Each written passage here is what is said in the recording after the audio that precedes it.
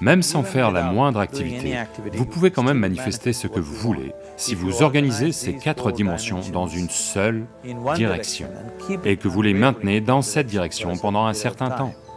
Maintenant, il croit que Shiva va le faire pour lui et ça va arriver. Donc est-ce que Shiva va venir construire votre maison? Non, je veux que vous compreniez que Dieu ne va pas lever le petit doigt pour vous. Ce qui n'a pas encore eu lieu jusqu'à présent sur cette planète peut arriver demain. Les êtres humains sont capables de le faire arriver demain.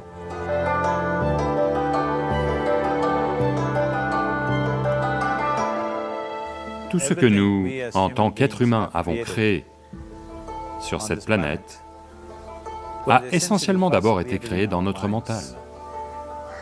Tout ce que vous voyez, qui est le travail de l'homme sur cette planète, c'est d'abord exprimé dans le mental, puis ça s'est manifesté dans le monde extérieur.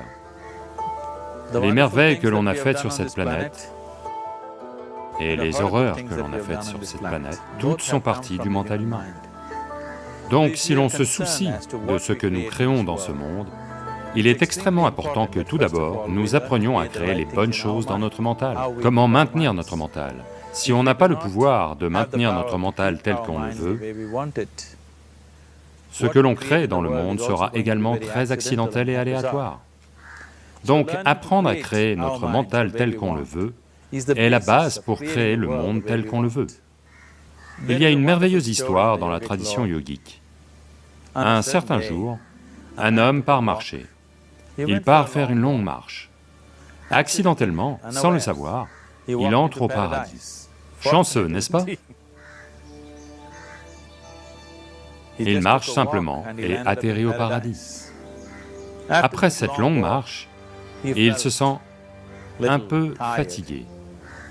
Alors il se dit, « Oh, je suis fatigué, j'aimerais pouvoir me reposer quelque part. » Il regarde autour, là, il y a un bel arbre, sous lequel il y a une herbe très tendre. Donc, c'est attrayant, il va y poser la tête et s'endort. Au bout de quelques heures, il se réveille, bien reposé, et se dit, « Oh, je suis bien reposé, mais j'ai faim, j'aimerais avoir quelque chose à manger. » Et il pense à toutes les belles choses qu'il a toujours voulu manger dans sa vie. Et instantanément, toutes ces choses apparaissent devant lui. Vous devez comprendre que là-bas, le service est comme ça. Les gens qui ont faim ne posent pas de questions. La nourriture arrive et ils mangent. Une fois l'estomac plein, ils pensent, « Oh, j'ai le ventre plein, j'aimerais avoir quelque chose à boire. » Toutes les bonnes choses qu'il a toujours voulu boire, il y pense et tout apparaissent, juste devant lui. Les gens qui boivent ne posent pas non plus de questions, donc ils boivent. Maintenant, avec un peu d'alcool en lui, vous savez, Charles Darwin vous a dit, « Vous étiez tous des singes, votre queue est tombée. » Pas moi.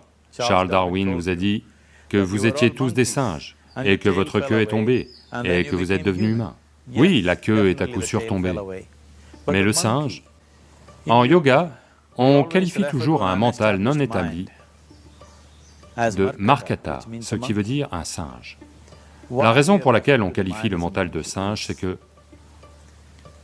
Quelles sont les qualités d'un singe? L'un des aspects du singe, c'est son mouvement inutile. Et un autre aspect du singe, c'est que, si je dis « vous singez quelqu'un », qu'est-ce que ça veut dire? Imitation. Singe et imitation sont devenus synonymes. Donc, ces deux qualités essentielles d'un singe sont tout à fait les qualités d'un mental non établi. Les mouvements inutiles, vous n'avez pas besoin de les apprendre du singe, vous pouvez les apprendre au singe. Et imiter est le travail à temps plein du mental. Donc, lorsque ces deux qualités sont actives, un mental est qualifié de singe. Donc ce singe est devenu actif en lui. Il regarde juste autour de lui et se dit, « Que diable se passe-t-il ici? Je demande à manger, de la nourriture arrive, je demande à boire, des boissons arrivent, et il doit y avoir des fantômes par ici. et des fantômes arrivent. Oh, les fantômes sont arrivés, ils vont m'encercler et me torturer, pense-t-il. Immédiatement, les fantômes l'encerclent et commencent à le torturer. Puis il se met à crier de douleur et dit, « Oh, ils vont me tuer !» Et il meurt. Il venait juste de dire qu'il était un être chanceux.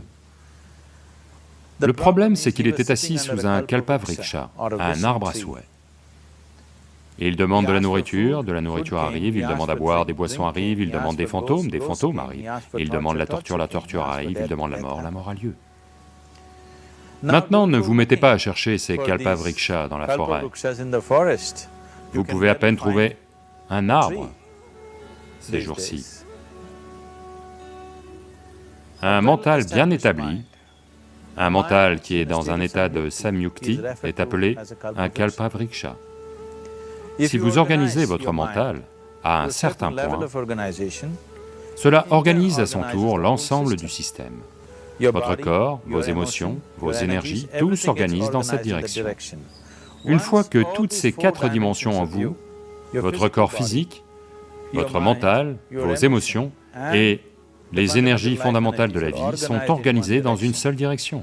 Une fois que vous êtes comme ça, tout ce que vous souhaitez a lieu, sans même lever le petit doigt, on va dire. Ça aiderait d'assister la chose par de l'activité, mais même sans faire la moindre activité, vous pouvez tout de même manifester ce que vous voulez, si vous organisez ces 4 dimensions dans une direction et les maintenez dans cette direction un certain temps. En ce moment, le problème avec votre mental, c'est que, à tout moment, il change de direction. C'est comme si vous voulez aller quelque part, et tous les 2 pas, vous changez de direction. Il est très peu probable que vous arriviez à destination, à moins que ça n'arrive par chance. Donc, en organisant notre mental et, par conséquent, l'ensemble du système, et ces 4 dimensions de base de ce que vous êtes en ce moment dans une seule direction, si vous faites ça, vous êtes vous-même un kalpavriksha. Tout ce que vous souhaitez va avoir lieu. Mais en ce moment, si vous regardez vos vies, tout ce que vous avez souhaité jusqu'à présent, si ça arrive, vous êtes fini. Toutes les choses et tous ceux que vous avez désirés, si tout ça atterrit dans votre maison aujourd'hui, pourriez-vous vivre avec ça? Une fois qu'on dispose d'une telle capacité, il est très important que nos actions physiques, nos actions émotionnelles, nos actions mentales et nos actions énergétiques soient contrôlées et dirigées comme il faut. Si ce n'est pas le cas, nous devenons destructeurs, autodestructeurs. En ce moment, c'est notre problème. La technologie, qui est censée rendre notre vie belle et facile, est devenue la source de tous les problèmes, et l'on détruit la base même de notre vie, qui est la planète. Donc ce qui aurait dû être une bénédiction, on en fait une malédiction. Ce qui nous a apporté des niveaux incroyables de confort et de commodité au cours des 100 dernières années, est aussi devenu une menace pour notre vie, simplement parce que nous ne sommes pas dans une action consciente, nous sommes dans un état d'action compulsif. Donc organiser notre mental correspond essentiellement à passer d'un état d'activité compulsif à un état d'activité conscient. Vous avez peut-être entendu parler de gens qui demandent quelque chose et pour qui ça se réalise au-delà de toute attente. En général, cela arrive à des gens qui sont dans la foi. Maintenant, disons que vous voulez construire une maison. Si vous commencez à penser, « Oh, je veux construire une maison, pour construire une maison, j'ai besoin de 50 000, mais je n'ai que 50 roupies dans ma poche. Pas possible, pas possible, pas possible. » Dès l'instant où vous dites « pas possible », vous dites également « je n'en veux pas ». Donc à un niveau, vous créez le désir de vouloir quelque chose, à un autre niveau, vous dites « je ne le veux pas ». Donc dans ce conflit, ça pourra ne pas avoir lieu. Quelqu'un qui a une certaine foi, en un dieu ou en un temple ou autre, qui est simple d'esprit, la foi ne fonctionne que pour ceux qui sont simples d'esprit. Les gens qui pensent, les gens qui réfléchissent trop, pour eux ça ne marche jamais.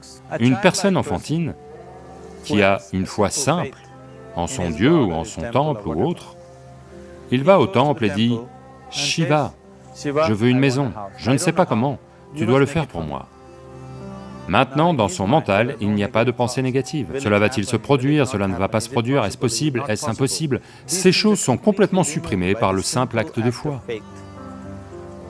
Maintenant, il croit que Shiva va le faire pour lui et ça va arriver. Donc est-ce que Shiva va venir construire votre maison? Non, je veux que vous compreniez que Dieu ne lèvera pas le petit doigt pour vous. Ce que vous appelez Dieu est la source de la création. En tant que créateur, il a fait un travail phénoménal, il n'y a aucun doute là-dessus. Pouvez-vous penser à une meilleure création que celle-ci? Est-ce que quiconque a l'imagination pour penser quelque chose de mieux que ce qui est là tout de suite? Donc en tant que créateur, il a merveilleusement bien fait son travail. Mais si vous voulez que la vie ait lieu comme vous la souhaitez, parce que là maintenant, le cœur même de votre bonheur et de votre bien-être est ceci, s'il se trouve que vous êtes malheureux, la seule et unique raison pour laquelle vous êtes malheureux est que la vie n'a pas lieu de la façon dont vous pensez qu'elle devrait avoir lieu. C'est tout.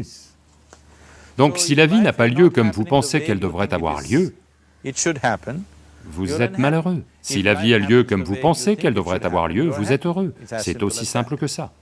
Donc pour que la vie ait lieu de la façon dont vous pensez qu'elle devrait avoir lieu, en premier lieu, la façon dont vous pensez, avec quel niveau de concentration vous pensez, le degré de stabilité de votre pensée et le degré de réverbération du processus de pensée vont déterminer si votre pensée va devenir réalité ou s'il s'agit simplement d'une pensée vide, ou si vous ne créez aucun obstacle à votre pensée en créant un processus de pensée négatif.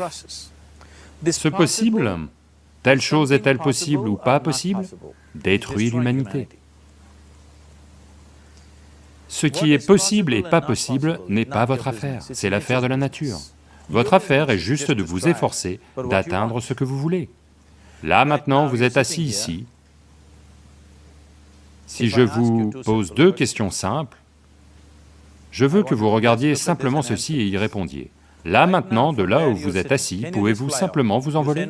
Vous allez dire non. Là maintenant, de là où vous êtes assis, pouvez-vous vous lever et marcher? Vous allez dire oui. Sur quoi cela repose-t-il? Pourquoi dites-vous non au vol et oui à la marche? Du fait de votre expérience passée de la vie. Bien des fois, vous vous êtes levé et avez marché, vous ne vous êtes jamais envolé. Ou en d'autres termes, vous vous basez sur l'expérience passée de la vie pour décider si quelque chose est possible ou non. Ou en d'autres termes, vous avez décidé que ce qui n'a pas eu lieu jusqu'à présent ne peut pas avoir lieu dans votre vie à l'avenir. C'est une honte pour l'humanité et l'esprit humain. Ce qui n'a pas encore eu lieu jusqu'à présent sur cette planète peut arriver demain. Les êtres humains sont capables de faire en sorte que ça arrive demain. Donc ce qui est possible et ce qui n'est pas possible n'est pas votre affaire. C'est l'affaire de la nature va décider de ça. Vous regardez juste ce que c'est que vous voulez vraiment et faites des efforts en ce sens. Et si votre pensée est créée de manière puissante, sans aucune négativité, sans aucune pensée négative faisant baisser l'intensité du processus de pensée, la première chose et la plus importante est que vous devez être clair, qu'est-ce que c'est que vous voulez vraiment? Si vous ne savez pas ce que vous voulez, la question de le créer ne se pose pas. Si vous regardez ce que vous voulez vraiment, ce que tout être humain veut, c'est... il veut vivre joyeusement, il veut vivre paisiblement. En ce qui concerne ses relations, il veut qu'elles soient aimantes et affectueuses. Ou en d'autres termes, tout ce que tout être humain recherche, c'est de l'agréable en lui-même, de l'agréable autour de lui. Cet état agréable, s'il a lieu au niveau de notre corps, on appelle ça la santé et le plaisir. S'il a lieu au niveau de notre mental, on appelle ça la paix et la joie. S'il a lieu au niveau de nos émotions, on appelle ça l'amour et la compassion. S'il a lieu au niveau de notre énergie, on appelle ça la félicité et l'extase. C'est tout ce qu'un être humain recherche. Qu'il aille au bureau pour travailler, il veut gagner de l'argent, bâtir une carrière, fonder une famille, il va s'asseoir au bar, au temple, il cherche toujours la même chose, de l'agréable en lui, de l'agréable alentour. Si c'est cela que l'on veut créer, je pense qu'il est temps d'aborder la chose directement et de nous engager à le créer. Donc vous voulez faire de vous-même un être humain paisible, un être humain joyeux, un être humain aimant et un être humain agréable à tous les niveaux, et voulez-vous aussi un monde comme ça? Un monde de paix, un monde d'amour, un monde de joie? Non, non, je veux de la verdure, je veux de la nourriture. Quand on dit un monde joyeux, ça veut dire que tout ce que vous voulez s'est produit. Donc c'est tout ce que vous recherchez. Donc tout ce que vous avez à faire est de vous engager à le créer, à créer un monde de paix, de joie et d'amour, à la fois pour vous et tous ceux qui vous entourent. Si tous les jours le matin vous commencez votre journée avec cette simple pensée dans votre mental, aujourd'hui, où que j'aille, je vais créer un monde de paix, d'amour et de joie. Si vous chutez 100 fois dans la journée, quelle importance? Pour une personne engagée, l'échec n'existe pas. Si vous tombez 100 fois, 100 leçons à en tirer. Si vous vous engagez comme ça, à créer ce qui vous tient vraiment à cœur, maintenant votre mental s'organise. Une fois que votre mental s'organise, la façon dont vous pensez est la façon dont vous vous sentez, vos émotions vont s'organiser. Une fois que vos pensées, vos émotions sont organisées, vos énergies vont s'organiser dans le même sens. Une fois que vos pensées, émotions et énergies sont organisées, votre corps lui-même va s'organiser. Une fois que ces quatre sont toutes organisées dans une seule direction, votre capacité à créer et à manifester ce que vous voulez est phénoménale. Vous êtes le créateur à bien des égards. Ce qui est la source de la création fonctionne en vous à chaque instant de votre vie. C'est juste que, avez-vous gardé accès à cette dimension ou non? Organiser les 4 éléments de base de votre vie vous y donnera accès. Il y a des outils et des technologies pour le faire.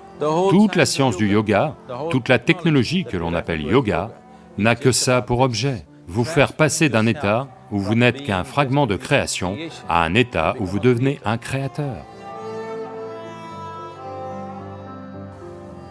C'est mon souhait et ma bénédiction que chaque être humain de ce monde ait accès à la source de la création en lui-même pour qu'il puisse fonctionner ici en tant que créateur, pas juste en tant que fragment de création.